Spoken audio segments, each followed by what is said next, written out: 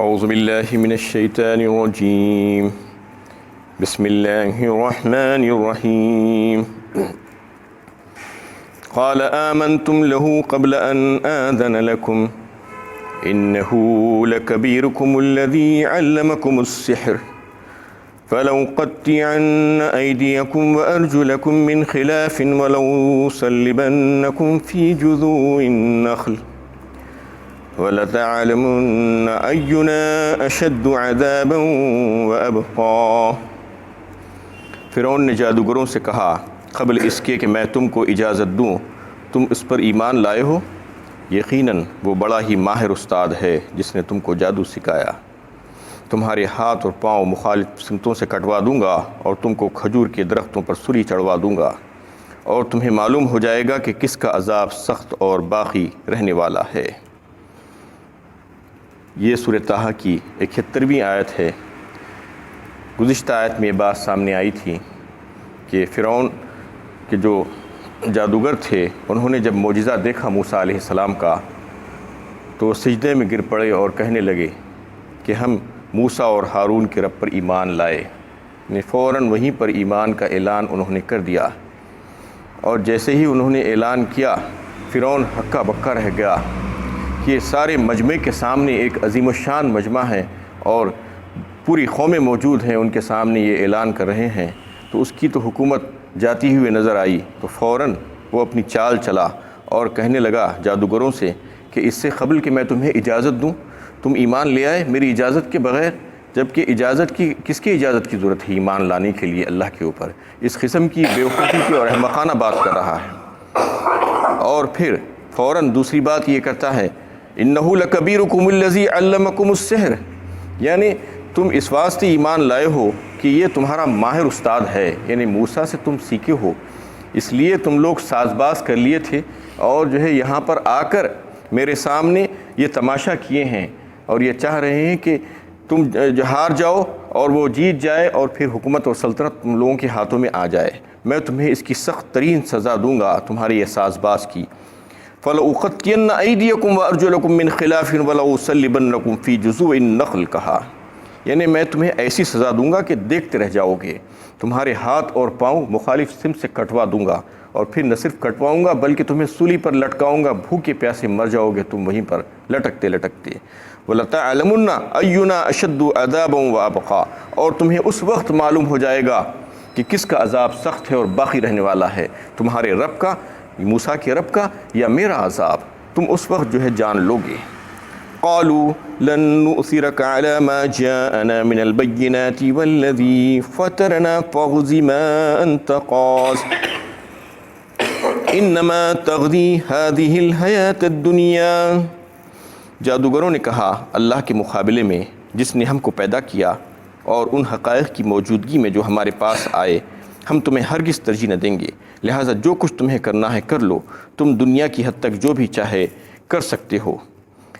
یہ سزاؤں کا اعلان سننے کے بعد ان میں کسی قسم کا کوئی تغیر نہیں آیا، اور نہ وہ ڈرے اور نہ پریشان ہوئے، اور ایمان میں ان کے اور مزید اضافہ ہو گیا، اور ایمان پہ استقامت کا عالم دیکھیے، وہ کہہ رہے ہیں کہ ہمیں کوئی پرواہ نہیں ہے، تم جو چاہے کر لو، جو چاہے سزاؤں کا اعلان کر لو ہمارے تعلق سے، کیونکہ ہم کو یہ بات معلوم ہو چکی ہے، اور ہدایت اور یقین کے آ جانے کے بعد اور معجزات کے دیکھ لینے کے بعد، بینات اور دلائل کے دیکھ لینے کے بعد ہم تم پر ایمان نہیں لا سکتے، ہم تم کو رب نہیں سمجھ سکتے، کیونکہ جو پیدا کرنے والا ہے ہمیں، خالق اور مالک ہمارا ہے، ہم کو جس نے پیدا کیا ہے، خالق کائنات ہے، خالق سماوات ہے، اس کو چھوڑ کر ہم تمہارے اوپر ایمان نہیں لا سکتے، تم کو اپنا رب نہیں سمجھ سکتے۔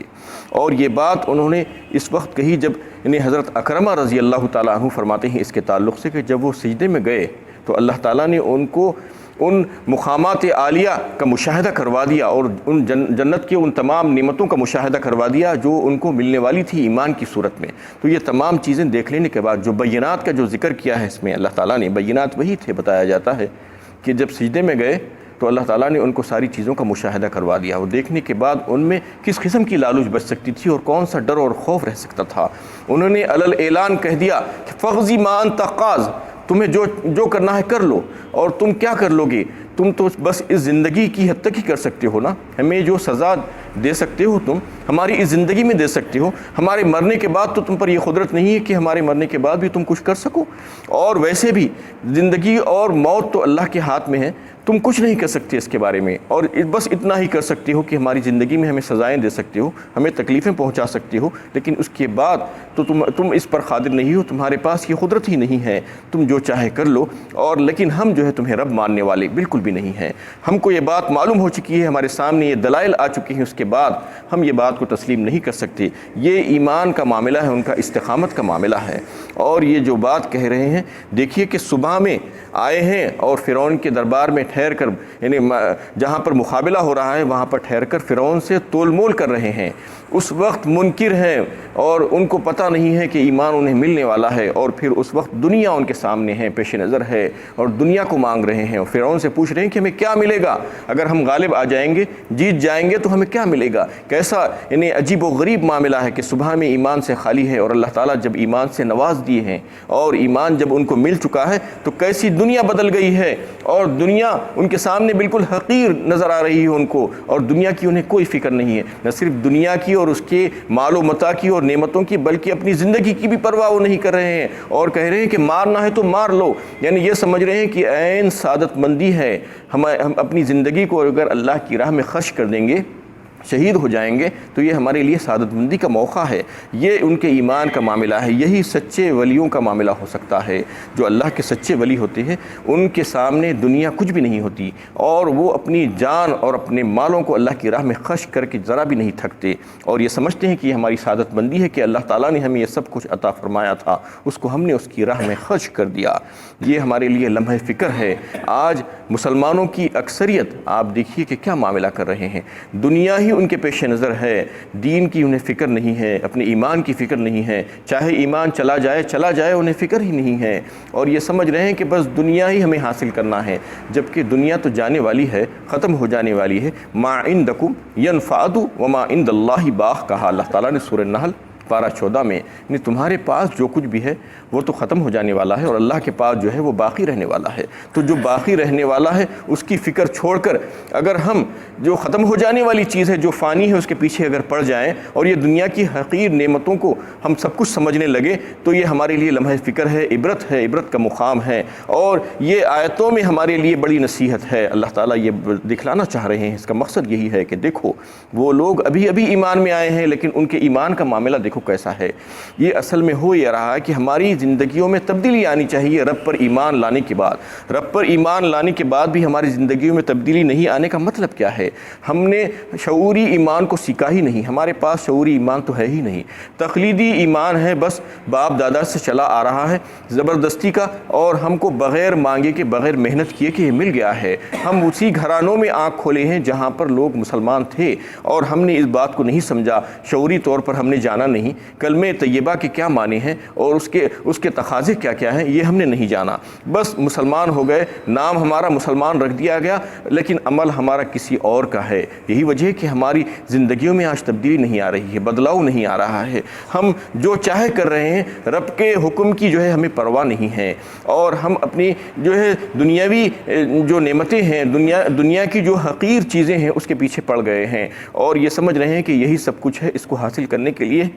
ہم اپنی ساری توانائیاں لگا دے رہے ہیں۔ یہ نہیں کرنا ہے، بلکہ اس میں نصیحت اس بات کی گئی ہے کہ دیکھو ایمان لانا اسے کہتے ہیں، توکل اللہ پر بھروسہ اسے کہتے ہیں، کہ اپنے مالوں اور جانوں کی جو ہے قربانیاں دینا ہوگا اللہ کے سامنے، اللہ کی راہ میں، تو تمہیں جو ہے پھر وہ مقامات عالیہ جو ہے نصیب ہوں گی، جیسا کہ ان لوگوں کو جو ہے اللہ تعالیٰ نے نصیب کیا تھا، عطا فرمایا تھا۔ یہ اس میں فکر ہے ان لوگوں کے لیے، بل تؤثرون الحیات الدنیا والآخرۃ خیر وابقیٰ، کہا سورہ اعلیٰ میں اللہ تعالیٰ نے، بلکہ تم تو دنیا کے اوپر فریفتہ ہو، دنیا کی چاہت ہے تمہارے دل میں، اور آخرت جو باقی رہنے والی ہے اور بہترین ہے اس کی فکر تمہیں نہیں ہے، جبکہ تمہیں جو ہے اکیلے آنے کا ہے،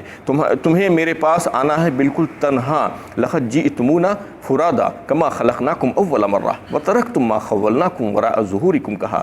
سورہ انعام پارہ 7 میں اللہ تعالیٰ فرما رہے ہیں کہ آ گئے نا تم اب تنہا بالکل فردن میرے پاس، اور وہ سب کچھ تم چھوڑ آئے پیچھے جو میں نے تم کو عطا کیا تھا، اور بالکل آج تم اس طریقے سے آ گئے ہو جیسا کہ میں نے تم کو پہلی بار پیدا کیا تھا۔ یہ معاملہ انسان کا ہونے والا ہے، اور یہ حقیقت سب کو معلوم ہے۔ دیکھ رہا ہے کہ لوگ مر رہے ہیں اور مر کر جا رہے ہیں، کوئی بھی یہاں سے کچھ بھی نہیں لے کر جا رہا ہے، بالکل خالی ہاتھ جا رہا ہے، لیکن اس کے باوجود دنیا کے پیچھے ہم مر جا رہے ہیں، اور دنیا کی فکر میں ہم اپنی ساری توانائیوں کو ٹھوس دے رہے ہیں، اور صبح سے شام ہم اس کو لگا دے رہے ہیں، اور ایمان کی ہماری فکر نہیں۔ ایمان کی ہمیں حفاظت کرنی چاہیے۔ اس آیت میں یہ سبق ہے ہمارے لیے کہ ہمیں اپنی ایمان کی حفاظت کرنا چاہیے، اور ایمان پر استقامت ہونا چاہیے، اور دنیا کی لذتوں کو چھوڑ کر اللہ کی راہ میں ہمیں جو ہے قربانیاں دینا، یہ ہمیں اپنا مقصد بنا لے، اور مقصد حیات اس کو جو ہے بنا لے۔ مقصد حیات یہ نہیں کہ دنیا پیش نظر ہو، بلکہ آخرت کی زندگی اس کو جو ہے دیکھ کر ہم زندگی گزاریں، اور اللہ کے پاس جانا ہے، اور یہ سمجھ کر یہ اللہ کے احکامات کو پورا کرنے کی کوشش کریں، اور جہاں پر یہ دو راستے آئیں کہ دنیا ہے اور ایک طرف جو ہے آخرت والا راستہ ہے، تو پھر آخرت والے راستے کو ہم اپنائیں اور اپنے ایمان کی حفاظت کریں اور اس کی تکمیل کریں۔ یہ معاملہ وہ لوگوں کا تھا، اور وہ لوگ جب کہ ایمان میں آئے تو آنے کے فوراً بعد ان کا یہ معاملہ ہو گیا۔ اتنی تھوڑی سی دیر میں ان کو اللہ تعالیٰ نے یہ عطا فرما دیا تھا، لیکن آج ہم سالانہ سال سے مسلمان ہیں، لیکن ہمارا معاملہ کیا ہے؟ ایمان ہمیں معلوم ہی نہیں ہوا ہے۔ جو آج نو مسلم ہیں، اگر آپ ان کی طرف نظر ڈال کر دیکھیے کہ وہ کیسی محنتیں کر رہے ہیں، اسلام میں نئے آ رہے ہیں، اسلام کو سمجھ کر آ رہے ہیں، پڑھ کر آ رہے ہیں، اس پر غور و فکر کر رہے ہیں، اس پر عمل کرنے کی کوشش کر رہے ہیں، لیکن ہم ہے کہ بڑی بدقسمتی کی بات ہے کہ ہم کو مفت میں مل گیا ہے، بغیر کوئی سمجھے کہ بغیر کوئی غور و فکر کرے کہ، اس لیے ہم اس کی قدر ہی نہیں کر رہے ہیں۔ ہم نے اس کی قدر جانی ہی نہیں۔ اس میں جو ہے اس بات کی طرف تنبیہ کی گئی ہے کہ دیکھو تم بھی ایسے ہی مومن ہو جانا، تمہارا ایمان بھی ایسا ہی ہونا چاہیے، اور اگر ایسا ایمان ہوگا تو پھر اللہ کے پاس وہ سب کچھ ہے۔ یہاں سے جانے کے بعد یہ تو زندگی فانی ہے، وہاں پر جانے کے بعد تمہیں جو ہے اخروی جو زندگی جو ملے گی وہ ہمیشگی کی زندگی ہوگی۔ وہاں پر جو ہے اللہ تعالیٰ کی طرف سے بے شمار انعامات جنت کی شکل میں تمہارا انتظار کر رہے ہوں گے، بشرطے کہ تم اللہ تعالیٰ کے احکامات کی پابندی کرو اور اپنے ایمان کی حفاظت کرتے ہوئے یہاں سے اپنی زندگی گزار کر چلے جاؤ۔ وآخر دعوانا ان الحمد للہ رب العالمین۔